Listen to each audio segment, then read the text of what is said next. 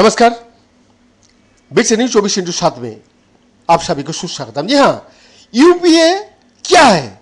देश में यूपीए का कोई अस्तित्व नहीं है। 1 दिसंबर 2021 को पश्चिम बंगाल के मुख्यमंत्री ममता बनर्जी ने मुंबई में राष्ट्रवादी कांग्रेस पार्टी का अध्यक्ष शरद पवार से मुलाकात के बाद पत्रकारों से बातचीत में ये बयान दिया था। उस समय ममता बनर्जी की इस बयान को कांग्रेस के साथ उनकी बढ़ती दूरियों से जोड़कर देखा गया था, लेकिन कर्नाटक विधानसभा चुनाव के नतीजा आने का 2 दिन बाद ममता बनर्जी का एक और बयान आया। कांग्रेस जहां मौजूद है वहां लड़े, हम उसको समर्थन करेंगे, इसमें कुछ गलत नहीं है, लेकिन उसी को भी यानी कि कांग्रेस को भी दूसरे दलों को समर्थन करना होगा।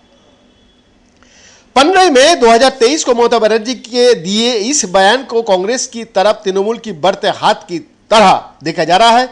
इन दोनों बयानों में मात्र 17 महीना का फैसला है, लेकिन दोनों बयान एक दूसरे को बिल्कुल उलट है और सियासी रूप से अहम भी है। ममता बनर्जी की इन दोनों बयानों के बीच 180 डिग्री का अंतर होने का पीछे की वजह को समझने के लिए उनके अब तक की राजनीतिक सफर को समझना जरूरी है। ममता का राजनीतिक सफर साल 1976 में कांग्रेस से ही शुरू हुआ था। उस वक्त उनकी उम्र सिर्फ 21 साल की थी। साल 1984 में तत्कालीन प्रधानमंत्री इंदिरा गांधी की हत्या के बाद हुए लोकसभा चुनाव में पार्टी ने उन्हें पहली बार टिकट दिया। अपने पहले ही चुनाव में इंदिरा गांधी की मौत के कारण वोटरों की सहानुभूति के लाभ उठाते हुए उन्होंने सीपीएम के दिग्गज नेता सोमनाथ चटर्जी को हरा दिया था। इस तरह एक धमाके के साथ उन्होंने अपनी संसदीय पारी शुरू की थी। राजीव गांधी के प्रधानमंत्री रहने के दौरान उन्हें युवा कांग्रेस का राष्ट्रीय महासचिव भी बनाया गया था। हालांकि कांग्रेस विरोधी लहर में 1989 में वो लोकसभा चुनाव हार गया था, लेकिन इससे हताश होने के बजाय उन्होंने अपना पूरा ध्यान बंगाल की राजनीति पर केंद्रित कर लिया। साल 1991 के चुनाव में वो लोकसभा के लिए दोबारा चुना गई। इसके बाद उन्होंने कभी पीछे मुड़कर नहीं देखा। पीवी नरसिम्हा राव मंत्रिमंडल में उन्हें युवा कल्याण और खेल मंत्रालय का जिम्मा दिया गया था। केंद्र में महज 2 साल तक मंत्री रहने के बाद ममता ने केंद्र सरकार की नीतियों का विरोध में कोलकाता का ब्रिगेड पैरेड ग्राउंड में एक विशाल रैली का आयोजन करके मंत्रिमंडल से इस्तीफा दे दिया।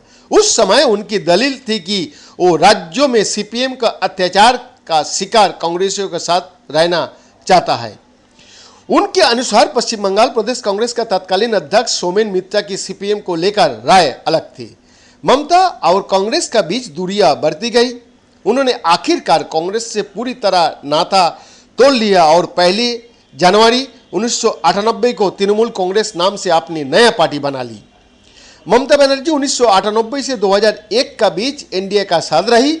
रेल मंत्री बनने वाली वो देश की पहले और एकमात्र महिला है। हालांकि तहलका कांड के कारण महज 17 महीना बाद ही इस पद से इस्तीफा देकर वो एनडीए सरकार से अलग हो गया। कुछ लोगों का कहना है कि उनके इस्तीफे की असल वजह 2001 में पश्चिम बंगाल की पश्चिम मेदिनीपुर में हिंसा थी। इस हिंसा में उनकी पार्टी टीएमसी का 11 लोग मारे गए थे। उन्होंने एनडीए की केंद्र सरकार से राज्य सरकार को बर्खास्त करने का मांग भी की। उनकी मांग नहीं मानी गई तो इसके विरोध में उन्होंने इस्तीफा दे दिया। लेकिन सितंबर 2003 में बिना किसी मंत्रालय के कैबिनेट मंत्री के तौर पर वो दोबारा एनडीए सरकार में शामिल हुए। 4 महीने बाद 9 जनवरी 2024 को उन्हें कोयला और खनन मंत्रालय की जिम्मेदारी दी गई। 2004 का लोकसभा चुनाव में एनडीए के हारे जाने के कारण ममता की ये पारी भी छोटी ही रही। उसके बाद केंद्र में कांग्रेस का नेतृत्व में यूपीए सरकार बनी और ममता ने यूपीए का दामन थाम लिया। ममता बनर्जी ने ऐसा क्यों किया? इसका भी बड़ी दिलचस्प कहानी है। ममता बनर्जी की कैरियर के नजदीक से देखने वाले वरिष्ठ पत्रकार तापस मुखर्जी बताता है, ममता की सीपीएम से दुश्मनी जगजाहिर थी। परमाणु समझौतों के मुद्दे पर वाम मोर्चे ने 2008 में जब यूपीए सरकार से समर्थन वापस ले लिया, तब अपनी पार्टी की एकलौती सांसद रही ममता बनर्जी ने सरकार का समर्थन किया था। उसके बाद 2009 में लोकसभा चुनाव तृणमूल कांग्रेस और कांग्रेस के साथ मिलकर लड़ा और 42 में से 26 सीट जीत ली। दोनों का बीच का वो साथ 2012 तक चला। तापस मुखर्जी कहता है, ममता बनर्जी को लगा कि केंद्रों में मित्र सरकार होने की स्थिति में उन्हें राज्यों में विकास परियोजनाओं सुचारू रूप से चलाने में मदद मिलेगी, लेकिन मां माटी मानुष की राजनीति करने वाली ममता को धीरे धीरे यूपीए सरकार का कोई फैसले से दिक्कत होने लगी। वरिष्ठ पत्रकार पुलकेश घोष के अनुसार प्रत्यक्ष विदेश नीति यानी कि एफडीआई और गैस सिलेंडरों पर सब्सिडी जैसे मुद्दे पर यूपीए सरकार से उनकी दूरियां बढ़ती गई। ममता और यूपीए के बीच रह रहकर बनते बिगड़ते संबंधों के बीच एक बात जो हमेशा जग जाहिर रही वो है उनकी और सोनिया गांधी के रिश्ते। ममता जब एनडीए का हिस्सा थी तब भी सोनिया गांधी के साथ उनके रिश्ते बहुत अच्छा था। ममता अपने दिल्ली दौरे के दौरान नियमित रूप से सोनिया गांधी से मुलाकात करती थी।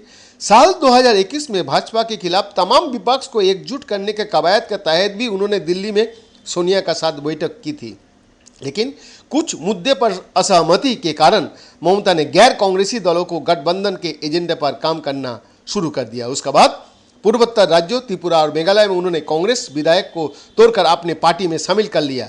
2022 का गोवा विधानसभा चुनाव में भी उन्होंने अपने उम्मीदवार मैदान में उतारे। इसी दौरान कांग्रेस का कई अन्य नेता भी तृणमूल कांग्रेस में शामिल हो गया था।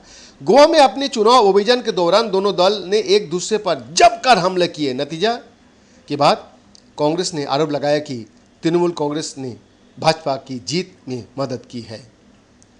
वैद्यनाथ दास का रिपोर्ट, विषय न्यूज 24/7।